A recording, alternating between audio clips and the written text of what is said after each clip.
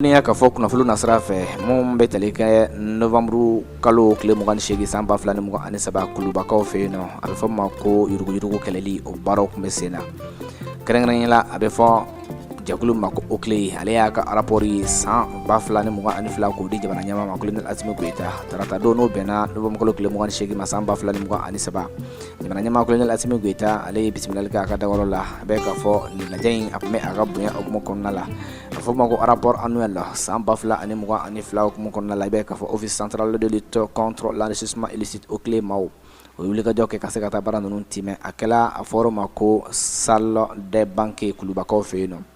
k'i b'a ye k'a fɔ kɛnɛ ka jamana premier ministre ka taa se ministre d'État wa ni ale ka baara ɲɛsinnen bɛ wa administration territoriale and décentralisation ko la mun bɛ tali kɛ porte-parole du gouvernement o fana don ka bɔ yen nɔ mun bɛ tali kɛ CNT conseil national de transition o ɲɛmaaba o tun bɛ yen nɔ ka taa se wa gouvernement maaba wɛrɛw ma Momini Gindo i b'a ye k'a fɔ ale ye Oakley ɲɛmaaba yɛrɛ ye ko i b'a ye ni rapport mun a y'a di ko n'i y'a kɔnɔna ta k'a lajɛ ko a ye yɛlɛmali kuraw caman kɔni don a la o kɔfɛ tuguni a ye wa jateminɛ fila kɔni kɛ jateminɛ fila minnu ni i b'a ye k'a fɔ o kɔfɛ a bɛ fɔ ma ko rapport d'analyse a y'o dɔ fana fara a kan wa a bɛ fɔ ma ko wa analyse kun fɔlɔ a ye baara minnu kɔni bolo da a ka jateminɛw la a bɛ fɔ ma ko wa technique d'enrichissement illicite wa nafolo kɔni bɛ wa bila dunjugu minɛn kɔnɔ fɔ ka taa se a sɔrɔ kojugu ma a ye hakilina kɔni ta ka bɔ o la hakilinaw jagabɔlen o la i b'a ye k'a fɔ an ka jamana administration publique Mali tɔgɔ la a ye wa jateminɛ caman k'o kɔnɔna la a filanan talen bɛ mun bɛ tali kɛ stratégie d'implication ka se ka secteur public i b'a ye k'a fɔ olu fana sen bɛ se ka don ko in na cogo min na ka se ka ɲɛsigi baaraw kɛ ka ɲɛsin yuruguyurugu o kɛlɛli ma an ka jamana kɔnɔ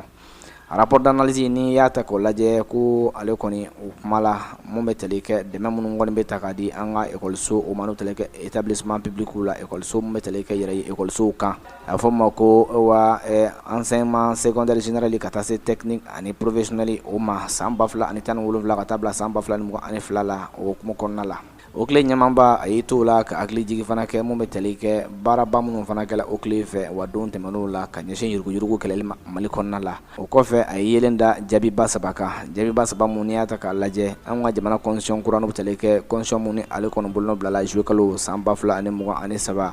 ko ka i b'a ye k'a fɔ o hakilinaw ta ka don o kɔnɔ cogo min na ka yuruguyurugu kɛlɛ kɔni kɛ sinsinfɛn an ka jamana kɔnɔ ka bɔ yen nɔ a bɛ fɔ ma ko stratégie nationale de lutte contre la corruption ka o fana wa bila sen kan o ka se ka kɛ waliya fɛn cogo minnu la mun bɛ tali kɛ o kɔfɛ a bɛ fɔ ma ko création de l'agence de recouvrement et de gestion des avoirs saisis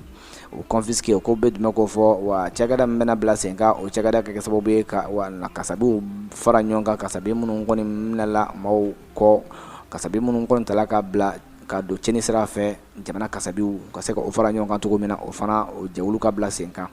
ni baaraba saba minnu filɛ ko o kɔni bɛ ka yɛlɛmaliba don jamana ka taabolo la n'i y'a ta k'a lajɛ san 2019 ka taa bila san 2022 la wa ko dossier 23 de tala ka olu sɛgɛsɛgɛ a kɛla sababu ye ka bolo da kasabi miliyari wari 23 miliyari 23 i b'a ye k'a fɔ o de kɔni sɔrɔla nafolo minnu ni a bilala wa sariya kɔni bolo kan bɛ tɛmɛ kɛ an ka kiiritigilamaw o kɛla sababu ye fana ka se ka bolo da wa maaw ka bololafɛnw kan n'o fɔ ma ko bien immobilier n'o bɛ taa jɔ 507 la ni ale fana nafolo bɛ taa jɔ fɔ miliyari 20 kunkan fɛn na Momini Gindo i b'a ye k'a fɔ Oakley ɲɛmaaba a ye i da to wa baaraba minnu kɔni bolo dalen bɛ o ɲɛ cogo min na o bɛ se ka jɛya ta ka ɲɛsin Mali yɛrɛ kɔnɔna la yuruguyurugu kɛlɛli hukumu kɔnɔna la a ye hakili jigi fana kɛ ka kuma jamana ɲɛmaa ka cɛsiri a n'a ka wulikajɔ bolo ka ɲɛsin yuruguyurugu kɛlɛli ma kabi a nana wa jamana yɛrɛ kunna ni i y'a ta k'a lajɛ ni a ka investiture yɛrɛ fana o kɛla juin kalo san 2021 a ye olu kumaw kɔni fɔ yanni ka rapport 2022 o di jamana ɲɛmaa ma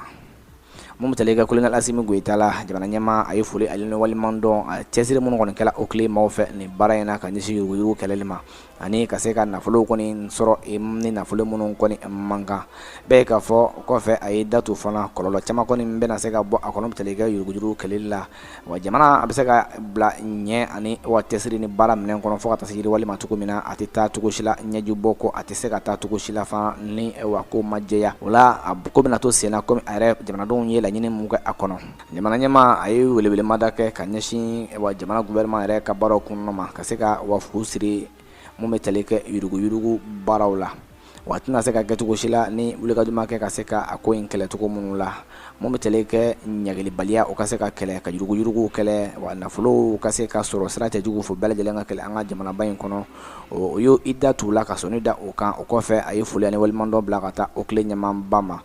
wa a ye jaabi minnu kɔni sɔrɔ a ka nin baara ninnu hukumu kɔnɔna la ko a b'a fɔ ka tila ka a walimadɔn o ka se ka dɔ fara o ka cɛsiri ka cogo min na